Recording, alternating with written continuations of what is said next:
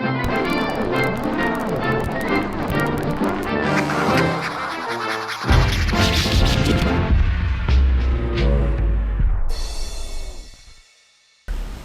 everybody, I'm Chris and I'm sitting here with Big Mike Elwood, formerly a program director for KWIN.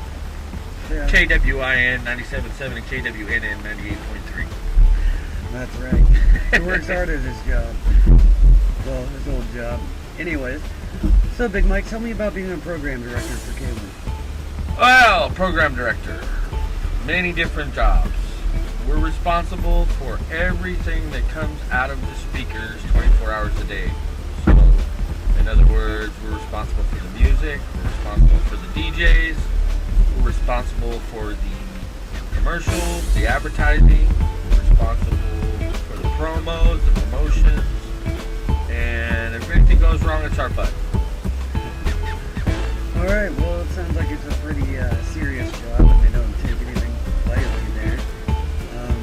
So tell me about the process of actually picking music for KWIN. Well, of course, I mean, now that corporate America runs the radio, it's a little bit different, but when I worked there, we actually had a little bit of say in the selection of music.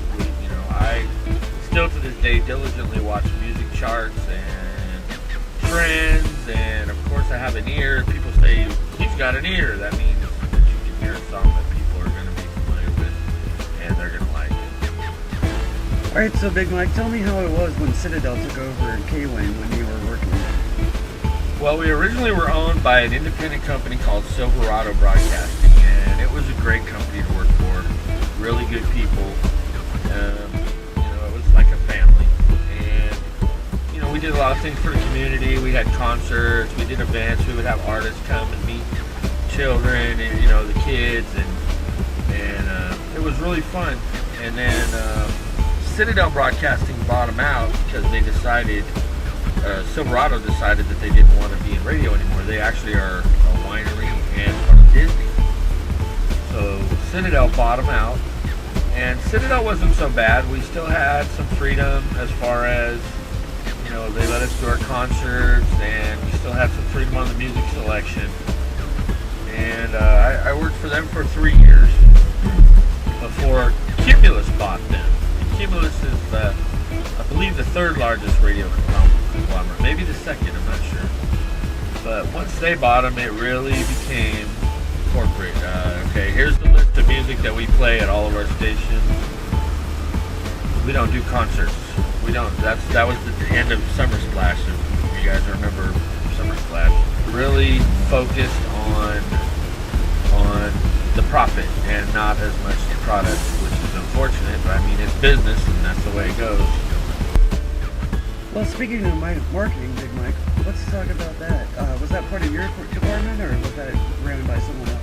Actually, there's two departments of radio. There is the programming department, which I was in charge of, and then there is the sales or marketing department, which contains the account execs and the sales manager.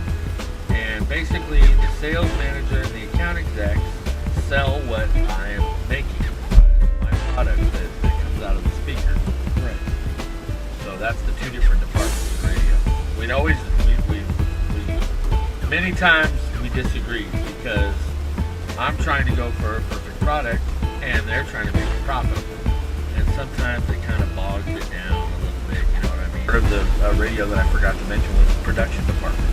Production department is the department that produces all the commercials, also produces all the promos, writes the liners for the DJs. DJs, believe it or not, have liners. They have to say, there's actually a grid where they have to say certain things at certain times, 24 hours a day, which I was responsible for.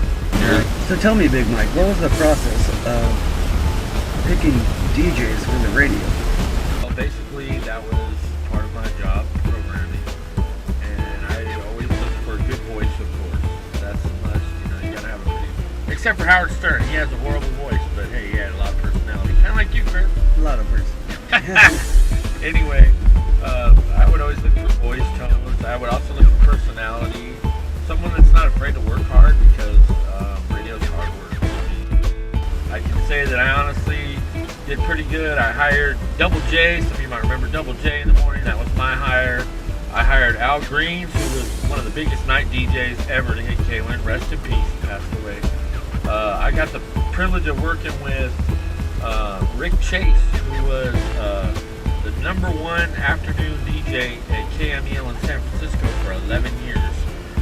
For instance, I started off my first gig in radio was to make sure that the morning show guy was there on time. So I had to be at his house at 4:30 in the morning and take him to work because he liked to have a good time, but he was very talented. So sometimes with talent comes baggage. That was my first job. Luckily, God bless him. That's why I got into radio. My first job was to bring him to work. So you started interning for a guy who partied too much. Yeah, basically. That sounds like an awesome intern. And here's what's even more awesome. One day, he was so tired that he couldn't do a commercial. Had to be done that day for approval. So I just voiced the commercial. And I never voiced a commercial in my life, but I watched them. And I have that really good sales voice like this. And next thing you know, that's how I got my first promotion. I became the production director, which is the guy that made all the commercials. All because of my wonderful friend who got too drunk the night before and couldn't do his commercial. God bless you, Panama.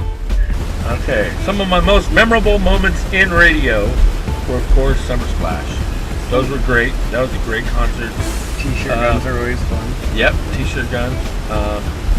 I was one of the first program directors in the United States to put Rihanna on the radio, and I got to meet her. She came to my office. Really nice girl. Got to meet Rick Ross. Rick Ross, the big boss, was awesome. I was the first guy in the United States to play "We Belong Together" by Mariah Carey on the radio. And little things like that are what made the job really worthwhile. And even though nobody knows, I'll always know in my mind that I played "We Belong Together" before anybody else in the entire United States. It became a huge hit. I got a triple platinum record from Usher for backing him up in Confessions and all those singles that came out. So tell me about some of the perks from radio as far as, this is getting shot for college students looking to go into radio. Tell us some of the reasons we should go. Well, the good thing is the radio still has to rely upon the community, and there are a lot of little kids that will look up to you, and maybe they'll make the right decisions because they hear you doing the right things on the radio. That's one of the perks. Of course, free CDs for days. I mean, forever. Even though they don't even have CDs anymore, it's all about MP3s now. Right. But that's cool. It's always nice to hear all the new music before everybody else. They say in radio, by the time that you cannot stand a song because you hear it so many times, that's when the people are just starting to like it. Yeah, that's very true, very true. That's when it usually starts picking up, and then everyone starts hating it for a reason. Yeah. And then it gets even more popular. People hate it. I got into radio was because I love music, and unfortunately, it's music isn't really the product anymore. Their minds, the product is the government. So, just kind of get shuffled into the carpet. But I do love the fact that I still have websites that I can go on and find the breaking music before anybody, and I still break them out at the little places I work, and it's still a big rush for me. Who is that? Oh my gosh, I've never heard that. Alright everybody, that's our time with Big Mike, formerly of KLIN, now of his own accord. Yeah! He's working Honda off Accord. He's working off his own accord, and he's doing his own thing.